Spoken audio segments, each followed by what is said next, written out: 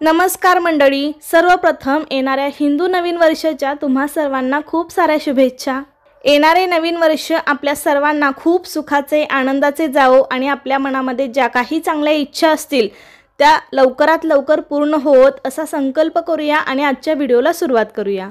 तर आज आपण एकदम सोप्या पद्धतीने गुढी कशी उभारावी, गुढी कोणत्या वेळेमध्ये उभारावी, त्यासाठी लागणारे संपूर्ण साहित्य, गुढी उभारण्याचा शुभ मुहूर्त आणि गुढीची पूजा कशी करायची हे सर्व आपण आजच्या व्हिडिओमध्ये दाखवणार आहे। त्यासाठी व्हिडिओ शेवटपर्यंत पहा, जास्तीत जास्त लोकांना हा व्हिडिओ शेअर करा आणि त्याआधी चॅनलवरती तुम्ही नवीन असाल तर चॅनलला सबस्क्राइब करा।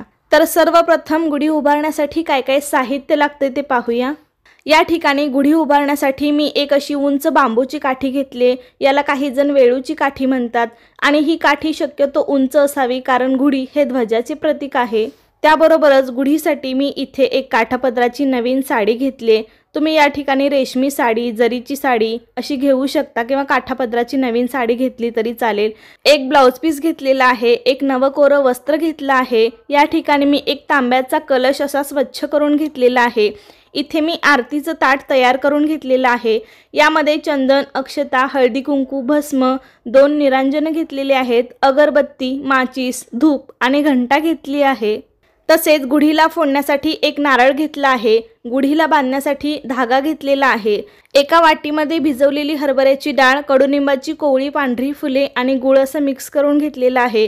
गोड शेवयांचा भात घेतला आहे, नैवेद्यासाठी पाणी घेतलं आहे, रांगोळी घेतली आहे, गुढीला घालण्यासाठी साखरेची माळ घेतली आहे। गुढीसाठी काही फुले आणि फुलांचा हार घेतलेला आहे।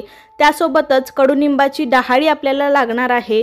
या दिवसांमध्ये कडुनिंबाला बहर आलेला असतो। तर एवढं साहित्य आपल्याला गुढी उभारण्यासाठी लागणार आहे। तर गुढीपाडव्याच्या आदल्या दिवशी आपल्याला आपल्या संपूर्ण घराची स्वच्छता करून घ्यायची आहे आणि गुढीपाडव्याच्या दिवशी सकाळी पहाटे लवकर उठून अभ्यंग स्नान करायचे आहे। या दिवशी अभ्यंग स्नान केले जाते, त्यामुळे अंगाला उठणे व सुगंधित तेल लावून आपण अभ्यंग स्नान करायचे आहे। या दिवशी नवीन कपडे घालायचे आहेत। गुढी उभारण्यापूर्वी दारामध्ये छानशी अशी रांगोळी काढायची आहे। ज्या ठिकाणी आपल्याला गुढी उभारायची आहे तिथली पण जागा स्वच्छ करून घ्यायची आहे। आपल्या घराच्या बाहेर उजव्या हाताला उंचावरती आपल्याला गुढी उभारायची आहे। या दिवशी आपल्याला मराठी नवीन वर्षाचे आनंदाने स्वागत करायचे आहे।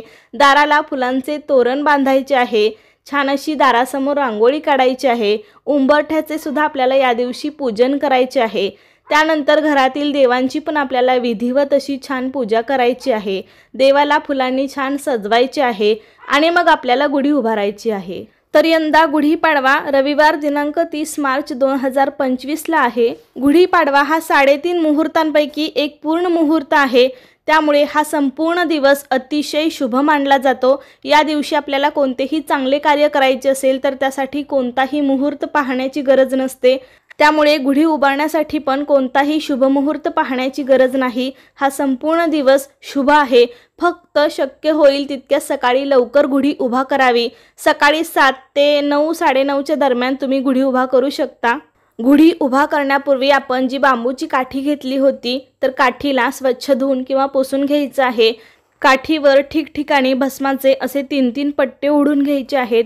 प्रत्येक पट्ट्यावरती आपल्याला हळदी कुंकू लावायचं आहे। गुढीपाडव्याच्या दिवशी पंचांग वाचन आणि सरस्वती देवीचे पूजनही करण्याची परंपरा आहे। यामध्ये तुम्ही शालेय साहित्य, वह्या, पाठ्यपुस्तके यांचे देखील पूजन करू शकता। तर ही गुढी आपल्याला मुख्य प्रवेशद्वाराच्या बाहेर उजव्या हाताला किंवा खिडकीमध्ये, बाल्कनीमध्ये, टेरेसवरती उभा केली तरी चालेल। काठीला हळदी कुंकू लावून झाल्यावर आता आपण गुढीला साडी नेसवूया। तर नेसत्या पदराकडून आपल्याला साडीच्या निऱ्या करायच्या आहेत। संपूर्ण साडीच्या आपल्याला प्लेट्स करून घ्यायच्या आहेत। गुढीला आपण शक्यतो लाल, हिरव्या, पिवळ्या, चिंतामणी कलर अशा रंगाची साडी घालू शकता। काळ्या रंगाची किंवा पूर्ण पांढऱ्या रंगाची साडी आपल्याला अजिबात घालायची नाही आणि ती साडी पण शक्यतो नवी असावी। अशा सर्व साडीच्या प्लेट्स करून घेतल्यावरती वरून खाली अशा एकसारख्या प्लेट्स आपण करून घ्यायच्या आहेत, त्यामुळे प्लेट्स एकदम व्यवस्थित होतात आणि गुढी छान दिसते। दारी उभारलेली गुढी हे विजय, सुख, समृद्धी आणि मांगल्याचं प्रतीक आहे। गुढीपाडव्याचं महत्त्व सांगायचं झालं तर याच दिवशी ब्रह्मदेवाने सृष्टीची निर्मिती केली आणि याच दिवशी प्रभू श्रीरामचंद्र 14 वर्षाचा वनवास भोगून अयोध्या नगरीत परत आले आणि लोकांनी त्यावेळी मोठ्या आनंदाने घरोघरी तोरणं बांधली, घरोघरी गुढ्या उभारल्या आणि आनंदोत्सव साजरा केला। तोच हा दिवस म्हणजे गुढीपाडवा आणि तेव्हापासून ही गुढी उभारण्याची परंपरा सुरू झाली। तर आपण सर्व साडीच्या प्लेट्स करून घेतल्या, त्याबरोबरच आपण जो ब्लाउज पीस घेतला होता त्याची पण आपल्याला एक छोटी घडी करायची आहे किंवा ब्लाउज पीसच्या पण प्लेट्स करून घ्यायच्या आहेत। आता आपण ही साडी गुढीला बांधून घेऊया। तर बांबूच्या वरच्या टोकाला आपल्याला ही साडी आणि ब्लाउज पीस एकत्र धरायचा आहे आणि एका धाग्याच्या सहाय्याने बांधून घ्यायचा आहे। यासाठी तुम्ही शक्यतो सुतळीचा वापर करू नका, बाकी तुम्ही कोणताही लाल पिवळा धागा किंवा पांढरा कोणताही धागा वापरू शकता। गुढीला साडी बांधून झाल्यावर आपल्याला फुलांचा हार घालायचा आहे, त्याबरोबर साखरेच्या गाठीचं पण या दिवशी फार महत्त्व असतं। त्यामुळे अशी साखरेची माळ मात्र गुढीला बांधायला अजिबात विसरायचं नाही। या दिवशी लहान मुलांनाही गळ्यामध्ये साखर गाठी हौसेने घातली जाते। या दिवशी या साखर गाठीचं फार महत्त्व असतं, यामुळे वाढलेली उष्णता कमी होते। हा हार खाल्ल्यामुळे येणारा उन्हाळा बाधत नाही असे म्हणतात।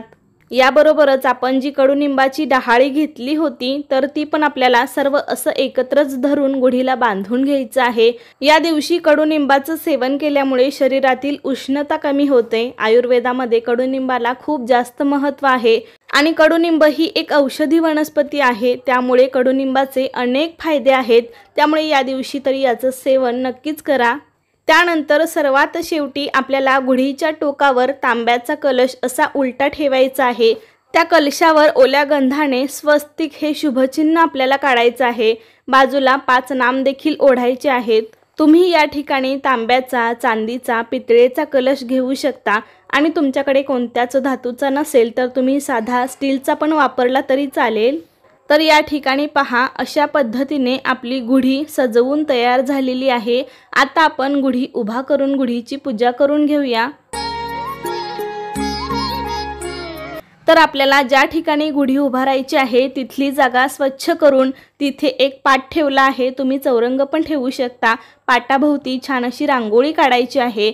पाटावर नवीन वस्त्र टाकलेलं आहे आणि पाटाच्या मधोमध आपल्याला गुढी उभारून व्यवस्थित ती अशी बांधून घ्यायची आहे। या दिवशी तुम्ही पारंपरिक पद्धतीने चैत्रांगण रांगोळी पण काढू शकता। सर्व रांगोळीवरती आपल्याला हळदी कुंकू वाहायचं आहे। या दिवशी सकाळी शक्यतो लवकर गुढी उभारावी, फार विलंब करू नये। आता या ठिकाणी मी गुढी उभारून गुढी व्यवस्थित अशी बांधून घेतली आहे। आता आपण गुढीची पूजा करूया। सर्वात आधी दिवा लावून घ्यायचा, धूप लावायचा, आधी दिव्याची पूजा करायची, हळदी कुंकू अक्षता वाहून दिव्याची पूजा करून घ्यायची। त्यानंतर आपण गुढीची पूजा करायची। गुढीला आपण आधीच भस्म लावलं होतं, आता चंदन लावायचं, हळदी कुंकू लावायचं। महिलांनी स्वतःला देखील हळदी कुंकू लावून घ्यायचं, अक्षता वाहायच्या, फुलं वाहायची, धूप दीप ओवाळायचा, नमस्कार करायचा आणि त्यानंतर मग आपल्याला गुढीला नैवेद्य दाखवायचा आहे।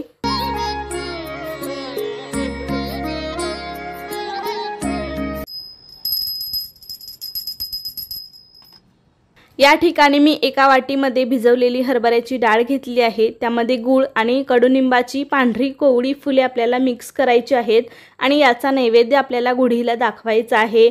या दिवशी या नैवेद्याला खूप मोठा मान असतो, त्यामुळे हा नैवेद्य आपल्याला नक्की दाखवायचा आहे। हा नैवेद्य दाखवून झाल्यावर गुढीजवळ आपल्याला थोडासा ठेवायचा आहे आणि उरलेला घरातील सर्वांना प्रसाद म्हणून द्यायचा आहे।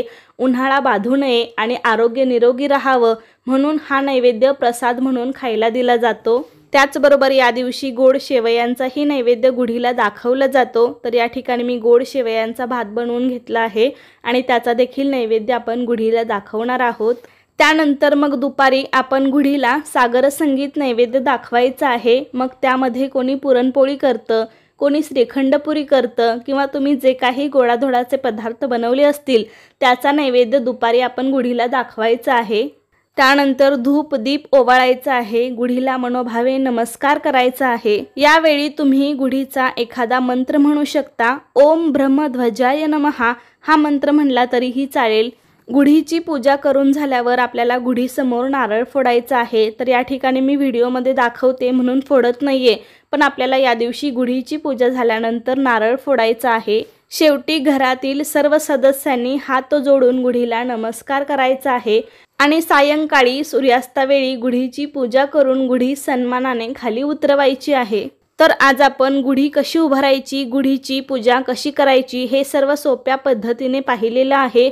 तर कसा वाटला तुम्हाला आजचा व्हिडिओ मला नक्की सांगा। आवडला असेल तर लाईक करा, जास्तीत जास्त लोकांना शेअर करा आणि असे छान छान व्हिडिओज पाहण्यासाठी आजच आपल्या अन्वीज मराठी कॉर्नर या चॅनलला सबस्क्राईब करा। धन्यवाद।